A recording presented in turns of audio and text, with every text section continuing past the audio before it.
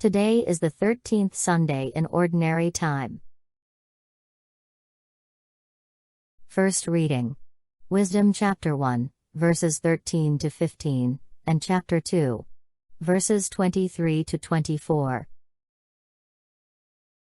God did not make death, nor does he rejoice in the destruction of the living. For he fashioned all things that they might have being, and the creatures of the world are wholesome, and there is not a destructive drug among them nor any domain of the netherworld on earth, for justice is undying. For God formed man to be imperishable, the image of his own nature he made him. But by the envy of the devil, death entered the world, and they who belong to his company experience it. The word of the Lord.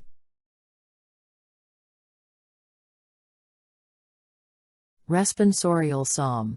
I will praise you, Lord, for you have rescued me. I will extol you, O Lord, for you drew me clear and did not let my enemies rejoice over me. O Lord, you brought me up from the netherworld, you preserved me from among those going down into the pit. I will praise you, Lord, for you have rescued me. Sing praise to the Lord, you his faithful ones, and give thanks to his holy name. For his anger lasts but a moment, a lifetime, his goodwill. At nightfall, weeping enters in, but with the dawn, rejoicing. I will praise you, Lord, for you have rescued me. Hear, O Lord, and have pity on me, O Lord, be my helper. You changed my mourning into dancing, O Lord, my God, forever will I give you thanks. I will praise you, Lord, for you have rescued me. Second reading. Second letter of Paul to Corinthians chapter 8, verses 7, 9, 13 to 15. Brothers and sisters, as you excel in every respect, in faith, discourse, knowledge, all earnestness, and in the love we have for you, may you excel in this gracious act also. For you know the gracious act of our Lord Jesus Christ, that though he was rich, for your sake he became poor, so that by his poverty you might become rich. Not that others should have relief while you are burdened, but that as a matter of equality your abundance at the present time should supply their needs, so that their abundance may also supply your needs, that there may be equality. As it is written, whoever had much did not have more, and whoever had little did not have less. The word of the Lord.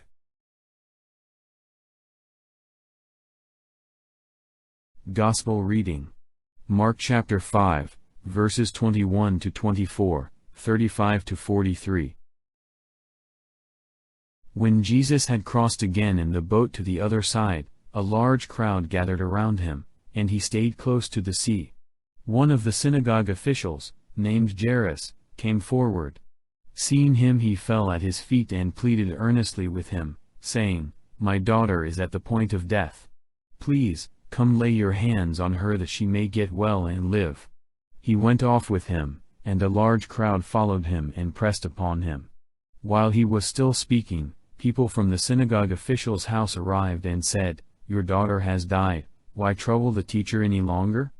Disregarding the message that was reported, Jesus said to the synagogue official, "Do not be afraid, just have faith."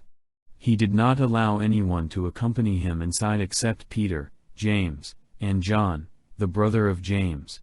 When they arrived at the house of the synagogue official, he caught sight of a commotion, people weeping and wailing loudly. So he went in and said to them, "Why this commotion and weeping? The child is not dead but asleep." And they ridiculed him. Then he put them all out. He took along the child's father and mother and those who were with him and entered the room where the child was. He took the child by the hand and said to her, "Talita koum," which means, "Little girl, I say to you, arise." The girl, a child of 12, arose immediately and walked around. At that, they were utterly astounded. He gave strict orders that no one should know this and said that she should be given something to eat. The Gospel of the Lord. The progressive revelation of the resurrection. From the Catechism of the Catholic Church, Paragraphs 992 to 994. God revealed the resurrection of the dead to his people progressively. Hope in the bodily resurrection of the dead established itself as a consequence intrinsic to faith in God as creator of the whole man, soul, and body. The creator of heaven and earth is also the one who faithfully maintains his covenant with Abraham and his posterity. It was in this double perspective that faith in the resurrection came to be expressed. In their trials, the Maccabean martyrs confessed, "The King of the universe will raise us up to an everlasting renewal of life, because we have died for his laws." One cannot but choose to die at the hands of men and to cherish the hope that God gives of being raised again by him. The Pharisees and many of the Lord's contemporaries hoped for the resurrection. Jesus teaches it firmly. To the Sadducees who deny it he answers, "Is not this why you are wrong, that you know neither the Scriptures nor the power of God?"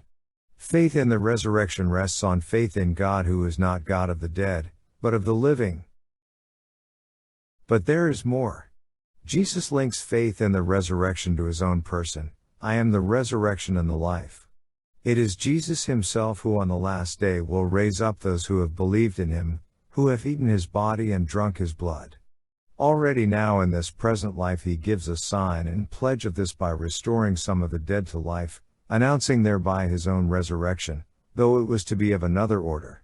He speaks of this unique event as the sign of Jonah, the sign of the temple. He announces that he will be put to death but rise thereafter on the third day.